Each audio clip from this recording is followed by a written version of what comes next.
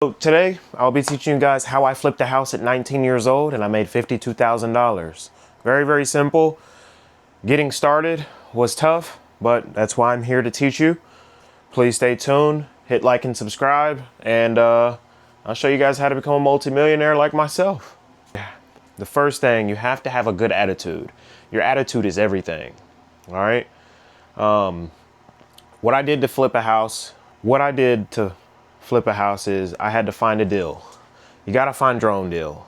A lot of you guys want to go to realtors and go to wholesalers, and which is cool and all. You'll find a better deal at with a wholesaler. And a wholesaler is someone that goes door to door saying, hey, I would like to buy your house. However, I'm not going to buy your house. I'd like to act as the middleman to buy the house, and I'll find someone to buy the house if you can get it under this contract, sign for this number, and I'll get it sold for this number, and I'll be putting on a little bit more to get some commission off of it, and that wholesaler will find someone like me. However, that's cool. Me personally, I would rather find the houses myself and cut out everyone. I like to cut out the middleman, because that middleman money is some shopping money, or some money for my son, or some money for a lovely woman. You know what I mean? So I like to cut out that money. And like I said, these videos, they're raw, they're the truth. I'm not trying to get anything out of it except to help you guys. I'm already very, very blessed. So like I said, you must find a really, really good deal. How are you gonna do that? You gotta be able to cut out the middleman and go directly to the source. So the way that I did it at 19 is I didn't want to go to a realtor. I didn't want to go to a wholesaler. I said, well, how can I find deals? I literally rode around neighborhoods and I looked for sale sign by the owner, specifically by the owner. I want to deal directly with the owner. I didn't end up finding one, but that's a way that I have found one in the past. I found my first deal on Facebook Marketplace. It was a house, Grand Avenue in Louisville, Kentucky. I'll show you guys what it looks like. So I bought the house for $49,000. And the realtor that was actually had the house listed wanted to sell the house for like $72,000, and it had been on the market for so long. For some reason, the homeowner was like, hey, let me just put this on Facebook, and I saw it and picked it up, and I gave her a deal, $49,000. It's better than nothing. You know what I mean? So I ended up buying it, started working on it. Now, after you find your deal, the second thing you have to do is, well, first off, let me go back before the deal. You find the house that you want. You have to do something that's called comparables, comps.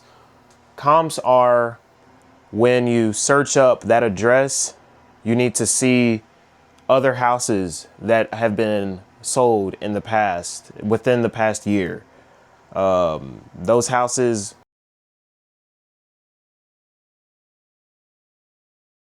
you would like for these houses to be literally a comparison to the house that you're trying to buy. So the house that I was trying to buy was a 2-bedroom, 1-bathroom. It sold for, let's say, $100,000, even though that's not the number. It sold for $100,000.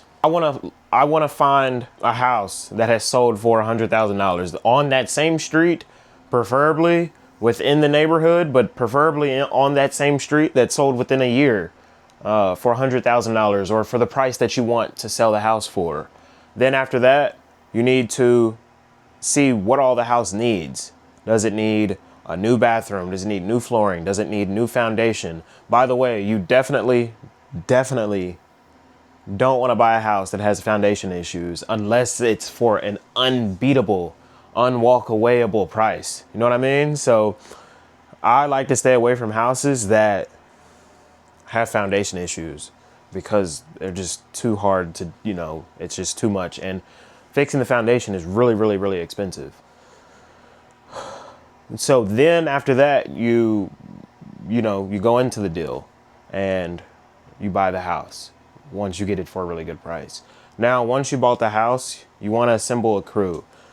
My advice to you is, do not hire a construction team. Do not hire an established construction company, because they're going to charge you like crazy. My advice to you is to find some cheap laborers that can do just as good as that construction company can do. for a very, very good price. So the way that I do this is I will go to the carpentry schools, plumbing schools, electrician schools, and I'll sit out in the parking lot and I'll say, hey, do you know how to do this? Well, as they're going into school, hey, do you know how to do this? Yeah, I know how to do this. They're going to give you a really good price because they're not established yet. They don't have their license yet. But 9 times out of 10, the guys that are actually going to school for these things while they're in school, they already know how to do this stuff. They're just waiting to get their license so they can charge that big price once they get out of it. I like to catch them before they get their license so they can't charge me that big price yet. You know, dude, I've got crazy ways of making a lot of money and getting this cheap labor and getting cheap material. Speaking of material, you want to map out everything. The best thing about flipping a house is it will make you a really good planner. You must master planning. Let me write that down.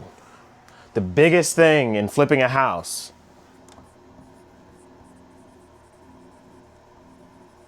is planning. You must learn to plan. And materials it's a big part of that. So before you close on the house, you go to the closing or whatever, obviously you need to see what everything is wrong with the house. You must see what's going on with the house. Does the house need new electricity? Does the house need drywall? What all does the house need to be able to sell, to be pleasable to your buyer, to the consumers? Once you get that, of course, you write it down and you go and look at this material. Your material has to be a certain price and the house has to be a certain price. Like A plus B equals C. C is what can you sell the house for? And in between all of those, it has to be a profit. So A is the cost of the house.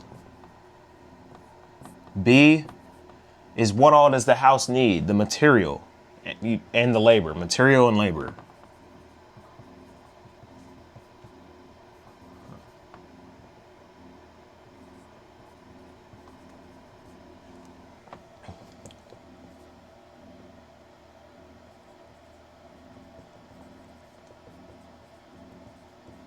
This is going to be a long video, all right? Selling point. So C is the selling point, B is the material plus labor, A is the cost of the house. So let's say you find a house that's on the market for $50,000, 50K, and it's gonna cost 25K in labor and material. And the house is going to sell for, the house you did your comps, the last house that sold in this neighborhood, or preferably, like I said, on this street, will sell for $150. 150K. So right now, what is 50K plus 25K? That's 75,000. The selling point, you can sell the house. Your all-in cost is 75K. The house will sell for 150,000. In between these two numbers are your profit. Now, remember this. You want to be cheap with everything, not the labor. You want to be cheap with everything, especially the labor, especially the house. Don't be super cheap with the material, but we'll get to cheap material. We'll get to that. You must account for the closing cost and the taxes after you sell the house. So you want the selling point to look really, really good in your mind. But in between A plus B, 150K, in between these two numbers, that's your profit. The difference between this number and this number is 75,000. So in your mind, your profit's going to be 75,000. However, You want to keep in mind your closing cost. If you have a realtor, what do you have to pay your realtor? You know, it's like your 6% and the taxes. So it's not going to be all of this 75K. Don't think if someone says, a lot of guys lie, you know, cap, and they say, oh, I got a deal with this house for 10K and I sold the house for 100K. People automatically assume they made 90K on a house. It's not the case. They had to put money into the property, and then when they came to closing, to selling it, they had to pay the realtor, the closing costs, you know, doc fees, taxes. There's so much stuff that goes into real estate. So don't think that you're just going to get into this game and you're going to get super rich, because it's not the truth. So after that, pretty much done with the house. Now let's go to labor or material. A lot of you guys want to go to Lowe's and Home Depot. That's not the case. That is for idiots. I'm sorry, but it is. Only homeowners that don't know anything about these stores go to those places. You need to find the mom and pop shops that have this stuff for cheap. For example, this countertop. If you want to, I like to put marble, graphite, granite countertops in my houses. I'm not going to go order that stuff from Lowe's because they're going to charge you super crazy. You're in the business of making money. You're in the business, you have to make profit. So I go to this one store on Preston Highway, and they sell really, really good countertops, custom countertops. They even install them and ship it for you. It's super hard to ship these type of countertops because they can crack and then your ass out. Then you have to pay for it again. They do all of this stuff. I would say about a half as cheap, and you get more for your money than Lowe's does. Go to a mom and pop shop and get that stuff. Now, a big thing is flooring. I go to Kentucky Laminate Flooring in Indiana. I go there because they are, like I said, a mom and pop shop. They're owned by themselves. They're not a big franchise, big corporation, or none of that. How they make money is they will go to Lowe's and Home Depot and buy their overstock and sell it for even cheaper. So they're making money too. The cost differences from like these big stores and these stores is he sells the flooring 35 cents cheaper than these big companies, and that's a lot of money. That's a lot of profit that you could be saving. You know what I mean? I cannot stress to you, please, please, please do not hire a construction company. They will F you on the price. I know this because I own a construction company. Also, we charge this big amount and we're only paying this little amount out of this big amount for the labor. For example, I just charged someone $10,000 to do some plumbing in the house. I only paid the actual guy that did it $500, and I made $9,500. You can save money by doing that. You could save $9,500 by doing that. You find this guy by Facebook, do Facebook ads. Ask people. Go to the plumbing schools and sit out in the parking lot and say, and ask these guys, hey, do you know how to do this? They can't charge you an astronomical amount of money because they don't have their license yet. Now, here's the thing about that. You must also do your research, because if you need a permit to do something in a house, then you have to get those guys, those master plumbers. You must be aware of that, okay? That's the difference. If you have something in your house that you don't need a permit for, then yeah, go get that cheap labor. However, if you need a master plumber because they have to pull that, they're the ones that can pull the permit, or you can do a homeowner's permit, but I don't like doing that. You got to go get the master plumber. However, the master plumber that works by himself, more than likely he doesn't work for a company. He's not going to charge you that $10,000. He may charge you that $6,000. However, that's $4,000 that you get to save. Let me take this stuff off. You must master ARV. ARV is the after renovation value. What will the house be after it's, what will the house be worth after it's renovated? ARV stands for after renovation value. That selling point that I had over here, see, that was the value of the home after it's renovated. The way you get that is by the comparables. You must search up. I can't spoon feed you through this entire process. However, I can walk you through the process, and I'm walking you through it by telling you, you must do your own research on what a comparable is. Quiz yourself, give yourself note cards. That's a very, very vital thing in real estate. You must know what a comparable is and how to get one. Okay. The big thing is, where do you get the money to do this? Like I said, I was 19 when I flipped my own house. I didn't have the whole $75,000 in cash. Well, I did have the money, but I didn't want to risk and, take the risk and spending all that money. So I went to a bank. I went to a small bank.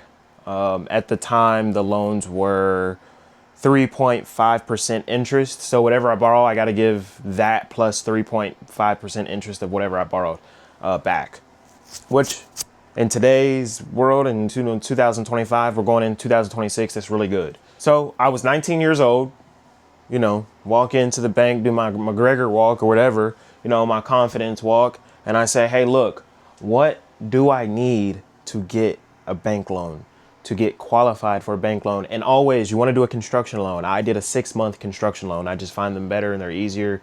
Boom, boom, bam, they go faster. I said, what do I need to get a construction loan? What do I need to qualify to get to a construction loan? Do you know it by law, banks have to tell you what you need to get in order to get a bank loan. They have to tell you that by law. And also, a lot of people don't know this, but banks, in order to stay open, they have to give out loans. So don't be scared to go into a bank to get loans. Everyone goes and gets loans. My buddy's worth $200 million and he still goes and gets bank loans. So they gave me a list of everything and I hit those targets, except my credit. I was so young, I didn't have any credit history. So I went back into the bank and I said, okay, so like, what can I do? What can I do? I don't have any credit history. What do you want me to do? I'm 19 years old.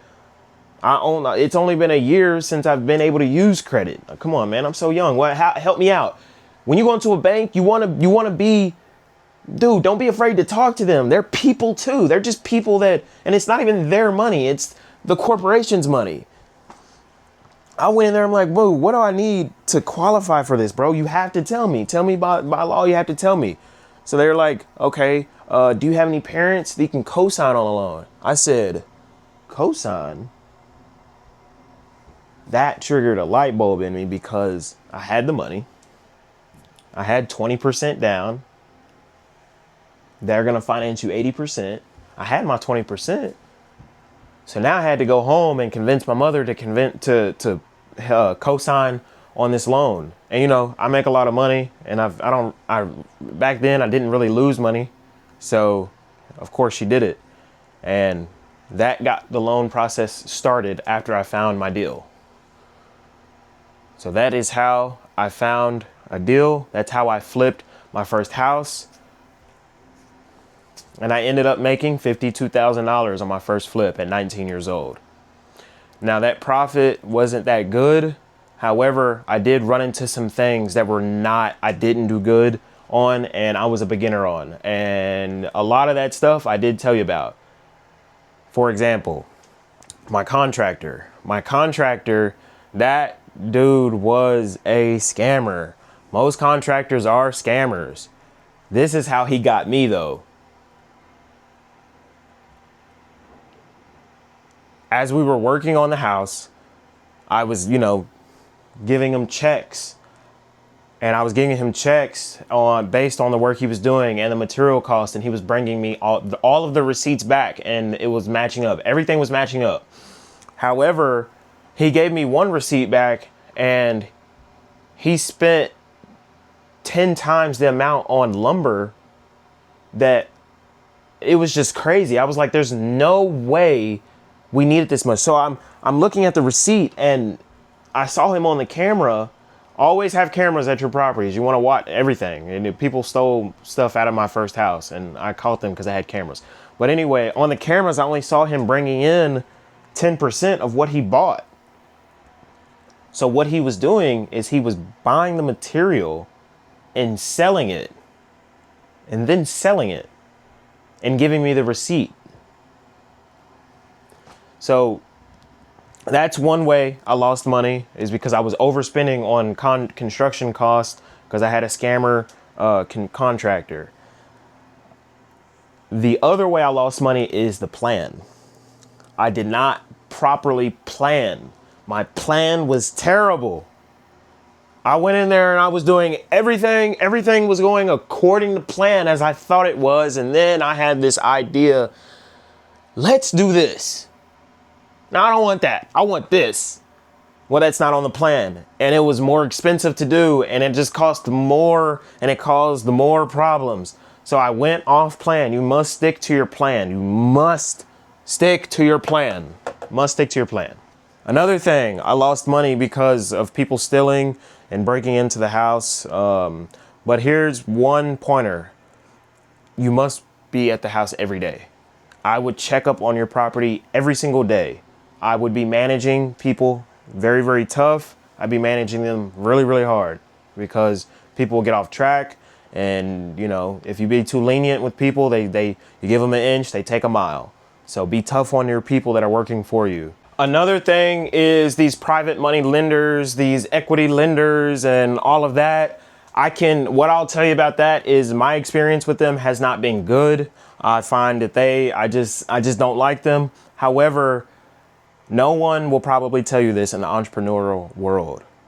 My experience with business will be totally different from your experience with business. What obstacles I run into will be different from what you run into.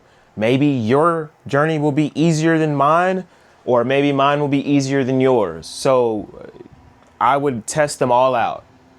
I would, go to a bank and go to these and see what they can do for you, what all the deals are, and do the best one that works for you. The best one that works for me are my 6-month construction loans from these small banks. I like to be honest and raw with you guys. Nowadays, if you don't know what exactly is wrong with the house, I would advise you guys to get a real contractor and waste his time. Ask him to come to the house and tell you everything that's wrong with the house before you enter into the deal. Also, I would like for you guys to not go through any realtors, because you have to give them 6%. They get 3% and the broker gets the other 3% with a total of 6%. So I would not go through them. I would just list the house yourself, because you're going to save a lot more money doing that. I absolutely don't see the point of realtors. I do have something against them. I just wouldn't go through a realtor. They're just pointless and useless to me. However, you will have to do everything with the contracts, which if I sell a house for this amount and I have to give the realtor $10,000, I really don't see the point. Like I would spend 2 days. Just imagine, I would spend 2 days figuring out how to do the contract for $10,000 to save $10,000. Would you work for 2 days straight, just critical thinking, to keep $10,000? If you just, that's in real estate, you want to think, would you do something for this amount of money instead of paying this person who just took a test to do it, and then you pay them that much? I don't see it. I'm not doing that. I would do all the paperwork. I would set up the closing cost, all the closing and all of that. I just wouldn't go through a realtor. It's just, that's me. I like to save money and I like to make a lot of money. I don't like to give out a lot of money. In the real estate game, you have to be like that. But if you like this video, please subscribe for more. I will be doing a better one, more in-depth. Right now, it's just the holidays and I'm chilling. I'm bored, so I did this video. Please subscribe. I'd like to see my subscriber count go up. Thank you, and you all have a good day.